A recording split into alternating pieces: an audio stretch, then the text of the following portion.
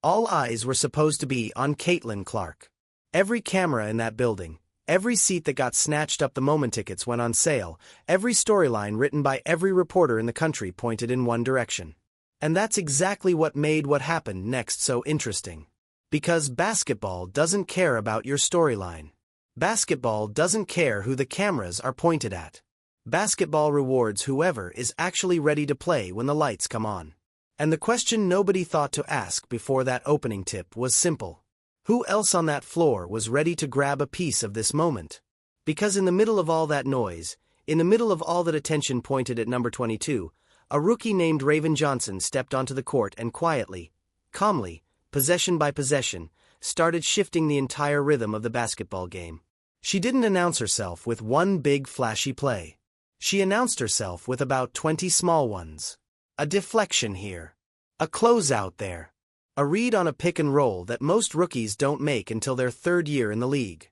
And by the time the final buzzer sounded, anybody who'd actually been watching the game with their eyes instead of just watching Caitlin Clark realized something. Indiana didn't just draft a star this year. They drafted a supporting cast that might be ready way sooner than anybody expected. So sit back, get comfortable, because we're going to break this whole thing down together. The Caitlin Clark pressure cooker. The Raven Johnson coming out party. The veterans who went absolutely nuclear from three. The problem the Liberty exposed that Indiana has to solve. And what all of it means for where this Fever team is actually heading. This is the full breakdown of Fever versus Liberty. And I promise you, there is a lot more under the hood here than the box score is telling anybody. Let's start with the obvious thing, because we have to address it head-on before we can talk about anything else. The pressure on Caitlin Clark right now is something the WNBA has genuinely never seen before in its entire history. Not from a rookie. Not from a veteran. Not from anybody who has ever laced up a pair of sneakers in this league. Every single game she plays, the building is sold out. Every single possession she touches the basketball, the volume in that arena spikes like somebody just cranked the dial up. Every single time she crosses half court, three defenders shift their eyes to her at the exact same moment and start calculating how to make her life difficult for the next 24 seconds. This is not normal rookie life. This is not even normal veteran life. This is superstar life dropped onto the shoulders of a 22-year-old in her very first professional season. And you can feel the weight of it on every single broadcast you turn on. The New York Liberty walked into that preseason matchup with a very clear plan, and I want to give credit where credit is due, because they executed it about as well as anybody could have. The plan was simple. Make Caitlin Clark uncomfortable. Make her work for every single inch of space on that floor. Make her feel every screen, every closeout, every double team, every hand check, every physical bump that the WNBA suddenly allows that the college game never did. And for long stretches of that game, their plan absolutely worked. You could see it on her face. That look she gets when the shots aren't falling and the defenders are crawling all over her jersey like they're trying to wear it with her. The little jaw clench after a contested miss. The quick glance at the rim like she's trying to figure out what just happened. Like the basket has personally betrayed her on that particular possession. The stat line tells part of the story, but only part of it. It was an off shooting night for her. The threes weren't splashing the way we're used to seeing them splash. The pull-up jumpers were short.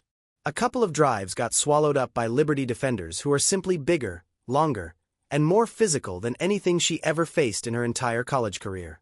There was a moment in the second quarter where she came off a screen, rose up for what should have been a clean look at the rim, and got contested by a defender so long and so quick that the shot barely had a chance of getting through the air. She came down, shook her head once, and jogged back on defense without saying a word. That was the moment a lot of people in the arena started whispering to each other. Is this finally the night? Is this the game where we see her crack under all this attention? Is this the moment that rookie wall everybody keeps talking about finally hits her? But here's the thing about pressure. Real pressure. Star-level pressure. The kind of pressure that comes with being the most watched player in your entire sport. Pressure does not break great players. Pressure reveals them. Pressure shows you exactly who somebody is when their best stuff isn't working. And while everybody in the building was watching her shooting percentage, almost nobody was watching what she was actually doing to the game itself. Because Caitlin Clark on an off night is still doing things on a basketball court that completely change the way her team plays. You just have to know where to look. This is the part of the story almost everybody got wrong, and I want you to really sit with this one for a minute, because the headlines the next morning were all about the shooting numbers, the percentages, the misses, the empty possessions. But if you actually watched the game with your eyes instead of waiting for the box score to tell you a story the next morning, you saw something completely different. Even on an off night, Caitlin Clark controlled that basketball game.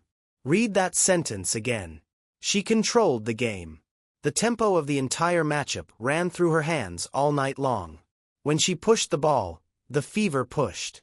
When she slowed it down and called a set, the fever slowed down. The Liberty defense had to shift its entire structure every single possession based on where she was standing on the floor. Watch the spacing on the replay when you get a chance. Every time Clark drifted to the wing or pulled up above the break, 2 Liberty defenders had to account for her presence at the same time. Which means somebody else on the Indiana Fever was suddenly wide open somewhere on that floor. And that is exactly what kept happening all night long. The assists were piling up even when the buckets were not. There was one possession in particular where she drew 3 defenders on a pick and roll, kept her dribble alive for what felt like an eternity, and then whipped a one-handed pass cross-court to a teammate standing completely alone in the corner. That is not a rookie play. That is a veteran all-star point guard play. And she made it look effortless in a preseason game while wearing a brand new jersey playing alongside teammates she's still getting to know. There were leadership moments too. Quiet ones. Little ones. The kind of stuff that does not show up in any highlight reel and never makes it into any clip that goes viral on social media. A teammate missed a defensive rotation, and Clark walked over during the dead ball and pointed out exactly what should have happened on that possession. A young player got beat off the dribble, and Clark gave her a quick tap on the shoulder before the next play started and said something quiet in her ear. That is what star players do. That is what real leaders look like in their first professional season. They lift the people around them even when their own shot isn't falling. They stay engaged on every single possession, even when the game is not coming to them the way they want it to. And here is the bold truth that nobody seems to want to say out loud yet, even though it is staring everybody right in the face. Caitlin Clark does not need to score 30 points a night to dominate a basketball game. The pressure she puts on a defense simply by existing on the floor. The floor spacing she creates just by being a threat from 40 feet. The tempo she controls with the basketball in her hands. The playmaking she brings on every single possession. All of that already makes her one of the most impactful players in the entire league before she even takes a single shot. That is not hype. That is not Caitlin Clark fanfiction. That is what literally happened on the floor that night. And you only see it if you are paying attention to the right things instead of just waiting for the next deep 3 to go up. Now let's talk about the player almost nobody was ready for that night. Raven Johnson. Write that name down somewhere, because you are going to be hearing it a whole lot more this season. Walking into that game, the spotlight was on Clark. The cameras were on Clark. The questions before tip-off were about Clark. Every storyline running into that night was about Clark. And then Raven Johnson stepped onto the floor and did something that almost feels rare in a rookie this early in their career. She belonged. She didn't just play hard. She didn't just hold her own. She belonged. From her very first defensive possession, you could feel it in the way she carried herself. The way she slid her feet without crossing them. The way she kept her hands active without fouling. The way she stayed in front of guards who are supposed to be quicker, more experienced, more polished than her in every way you could measure. For folks who don't know her background yet, let me give you a quick rundown, because it matters for understanding why she looked the way she looked out there. Raven Johnson was a top recruit coming out of high school. She went to South Carolina under Dawn Staley, which is basically the closest thing to a professional basketball boot camp that exists in the college game today. She played alongside players who are already in the WNBA. She won a national championship. She defended every position from 1 through 3 for one of the most demanding defensive coaches in the entire sport. By the time Indiana picked her up, she had already been through more high-level basketball than most rookies get in their first 3 years combined. So when you see her looking comfortable on a WNBA floor in a preseason game, that's not an accident. That's a product of years of preparation finally meeting opportunity. There was a sequence in the first half where she got switched onto a Liberty guard at the top of the key. Now, traditional rookie reaction in that situation is panic. You look at the bench. You look for help. You hope the shot clock runs out before the ball ever gets near you. Raven Johnson did the opposite of all of that. She slid her feet, kept her hands up, mirrored every move that guard made, and forced a contested heave at the buzzer that didn't even hit the front of the rim. The guard she was guarding had to throw the ball at the basket just to avoid a shot clock violation. That is the kind of play coaches go home and frame on their walls. That is the kind of possession that earns you minutes the rest of the season, no matter what the depth chart said in training camp. She was everywhere on the floor, deflecting passes, getting her hands into passing lanes, recovering on closeouts most rookies would have completely blown, boxing out players bigger than her without flinching. And the court awareness. That is the part that should make every single Indiana Fever fan really excited about what this team is building. She knew where her teammates were before she even caught the basketball. She knew exactly when to push the pace and when to pull it back out. She knew when Clark was rolling toward the wing and adjusted her own positioning to give her star teammate space to operate. That is not stuff you teach in 2 weeks of preseason practice. That is basketball IQ. That is years and years of work showing up on day one of a professional career. And the confidence. Honestly, that was the most surprising part of the entire night for me. There was no rookie hesitation in her game. No deer in headlights energy. No looking over at the bench every 2 seconds for reassurance. She was talking on defense. Calling out screens before they even arrived. Demanding the ball when she had a mismatch she liked. At one point, she pulled up for a mid-range jumper without flinching, and even when it rimmed out hard, she sprinted back on defense like she had already forgotten about it and moved on to the next play. That is the mindset of a player who is going to play a lot of meaningful minutes this year. Caitlin Clark is the headliner. Everybody on planet Earth knows that already. But Raven Johnson is the kind of player who could quietly become the second most important rookie story in this entire league if she keeps playing the way she played that night.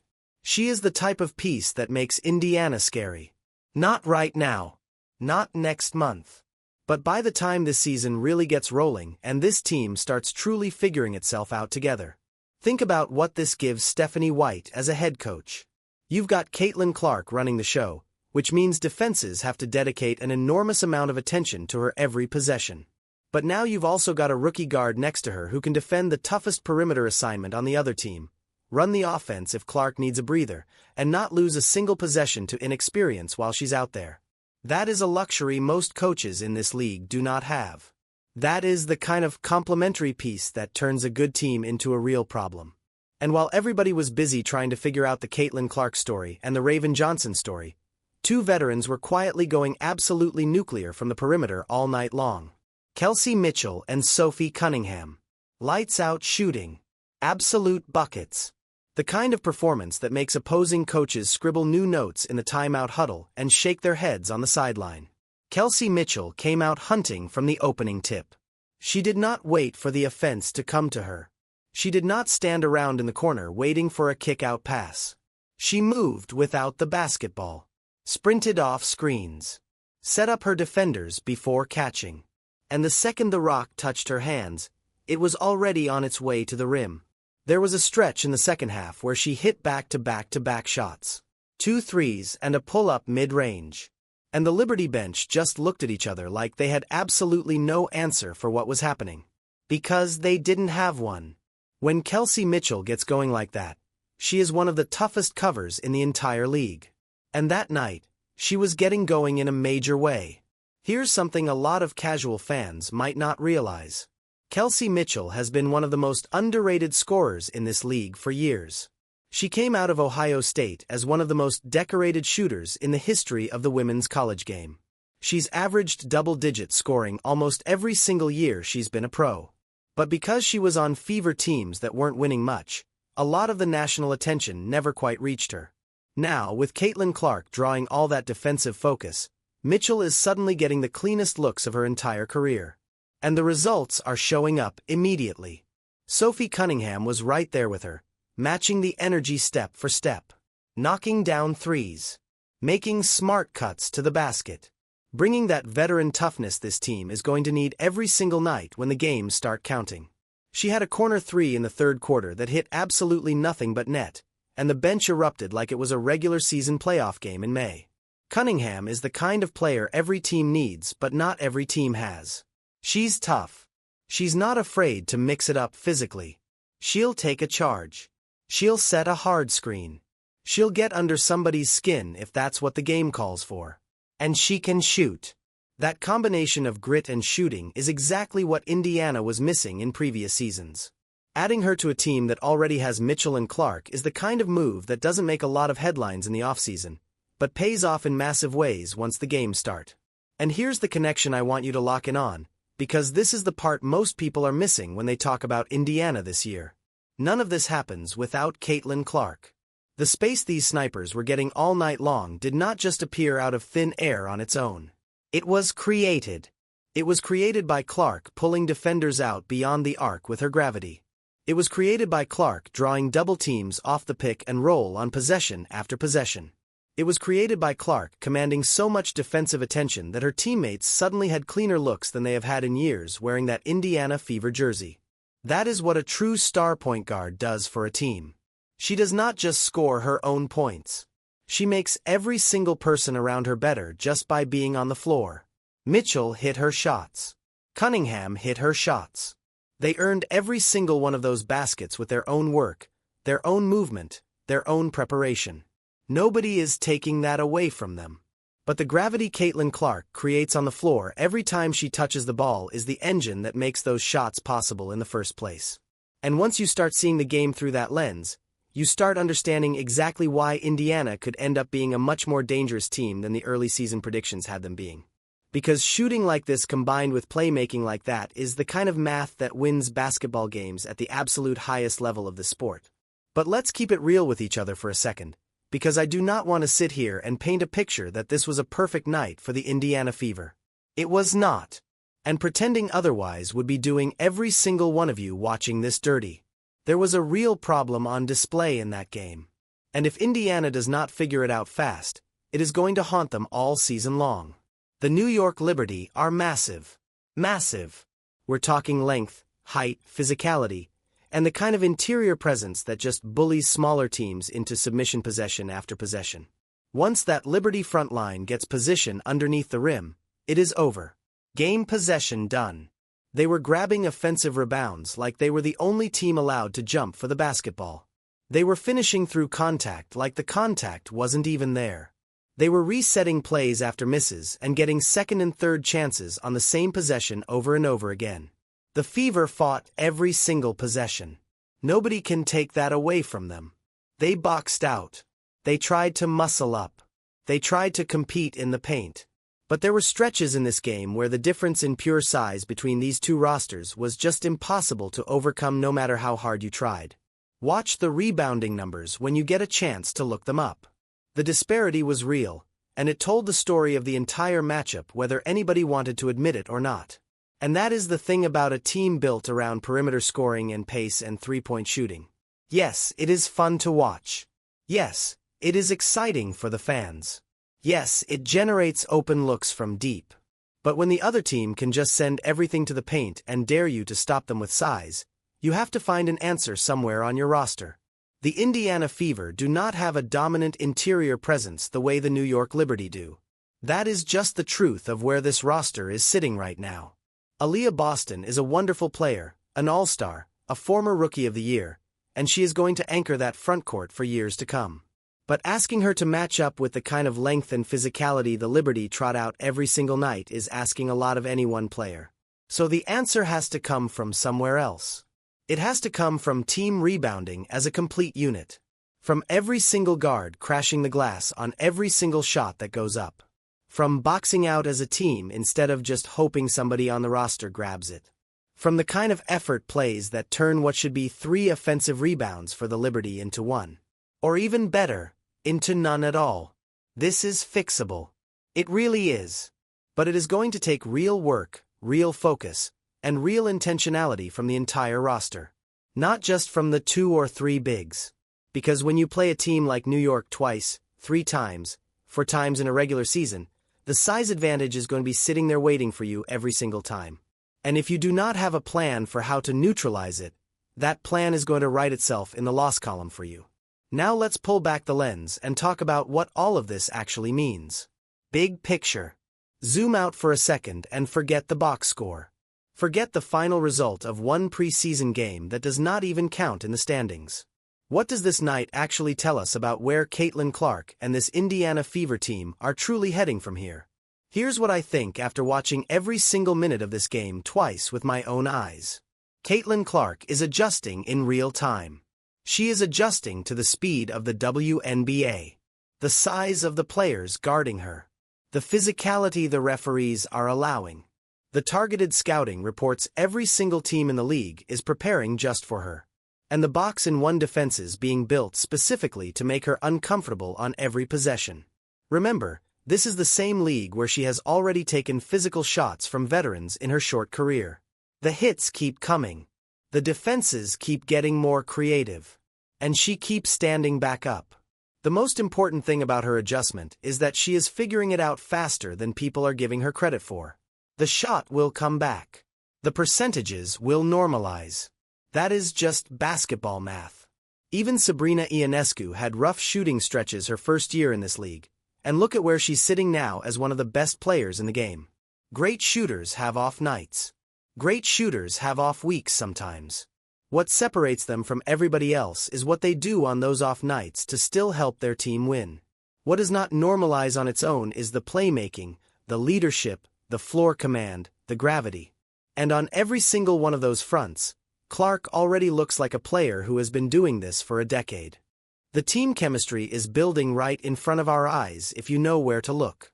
The eye contact between her and Mitchell on a pick and roll before the play even develops.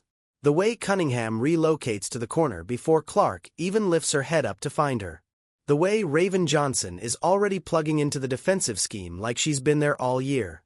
The fast-paced system head coach Stephanie White is building fits Clark like a glove. Push the pace. Generate early offense. Spray the ball to shooters. That is everything Clark does best. That is everything Mitchell and Cunningham thrive in. That is everything that turns a good roster into a fast, fun, dangerous offensive machine. The size issue against teams like New York is real, and it has to be addressed. But everything else points in the right direction. And here's the bold take most analysts are too scared to say out loud. This Indiana Fever team is closer than people think. Not to a championship. Let's not get ridiculous. We're not making that leap yet. The Liberty are still the defending champions for a reason. Connecticut, Vegas, Minnesota, Phoenix, all of those teams have things this Indiana roster does not have yet. But closer to being a real dangerous problem in this league than the early predictions suggested. Closer to being the kind of team nobody wants to draw in a playoff series. Closer to being the kind of team that can steal a game against anybody on any given night. The Liberty exposed weaknesses. Of course they did. They are the defending champions and they have championship-level size. But the Fever showed flashes of a much bigger ceiling than anybody was talking about a month ago. And at the center of it all stands Caitlin Clark, rewriting what it means to be a rookie in this league every single night she steps on the floor. Now let me get into some predictions for the season, because I know that's what a lot of you came here for. What can we actually expect from this Indiana Fever team based on what we saw against the Liberty? First, expect the shooting percentages to climb. That off night from Clark is not going to be the norm. Once she adjusts to the speed and physicality of the league, those threes are going to start splashing again. Mitchell and Cunningham are veterans who already know how to score in this league. The shooting volume from this team is going to be one of the highest in the entire WNBA. Second, expect the assist numbers to be eye-popping. Caitlin Clark broke the WNBA single-game assist record as a rookie. Think about that for a second. As a rookie, in her first season, before she even fully figured out the league. As she gets more comfortable with her teammates and the system, those numbers are only going to go up. Third, expect Raven Johnson to earn more minutes than anybody expected. If she keeps playing the way she played in that preseason game, Stephanie White is going to have a hard time keeping her off the floor. That kind of two-way impact from a rookie guard is rare. It deserves to be rewarded with playing time. Fourth, expect the rebounding issue to be the story that decides this team's season. If they figure it out, they're a playoff team that nobody wants to face. If they don't, they're going to lose a handful of games they probably should have won. It really is that simple. Fifth, expect the storylines around Caitlin Clark to keep being bigger than the actual basketball at times. That's just the reality of where she is in her career and where this league is in its growth. The crowds, the cameras, the conversation, all of it follows her wherever she goes. And as her teammates get more comfortable in that spotlight, the whole team benefits. Before we wrap this up, I want to acknowledge something else that I think gets missed in all the noise about Caitlin Clark. The growth of the WNBA right now is real, and it is happening because of a combination of factors, not just one person. Yes, Clark brings eyeballs. Yes, she brings ticket sales. Yes, she brings a level of attention this league has never seen. But she's also walking into a league that was already growing thanks to players like Aya Wilson, Brianna Stewart, Sabrina Ionescu, Kelsey Plum, Diana Taurasi, Sue Bird, and so many others who built this league brick by brick over decades. Clark is the spark, but the foundation was already there. And that's what makes the next few years so exciting. You've got the foundation, you've got the spark, and now you've got a whole class of incoming talent that's going to keep pushing this thing forward. Indiana sits right in the middle of all of that. They've got the most watched rookie in the history of the sport. They've got a young all-star center in Aaliyah Boston. They've got veteran shooters in Mitchell and Cunningham. They've got smart additions like Raven Johnson coming up through the draft. And they've got a head coach in Stephanie White who has been around this league long enough to know exactly what she's building. What we saw against the Liberty wasn't a conclusion. It was a signal. A glimpse of a team still under construction. Still searching for its final form. Built around a rookie who already carries the weight of expectation. And a supporting cast beginning to reveal pieces of something far more dangerous than anyone is ready to admit. Because in leagues like this, momentum doesn't announce itself with a loud bang. It accumulates quietly. Game by game. Possession by possession. Player by player. Until suddenly it isn't quiet anymore. And by the time the rest of the league looks up and realizes what's happening, it's already too late to slow it down. So here's my question for you, and I really do want to hear what you think in the comments. Do you believe this Indiana Fever team is a real playoff contender this year? Or do you think they need another season to figure things out before they can really make some noise in the postseason? Drop your thoughts below.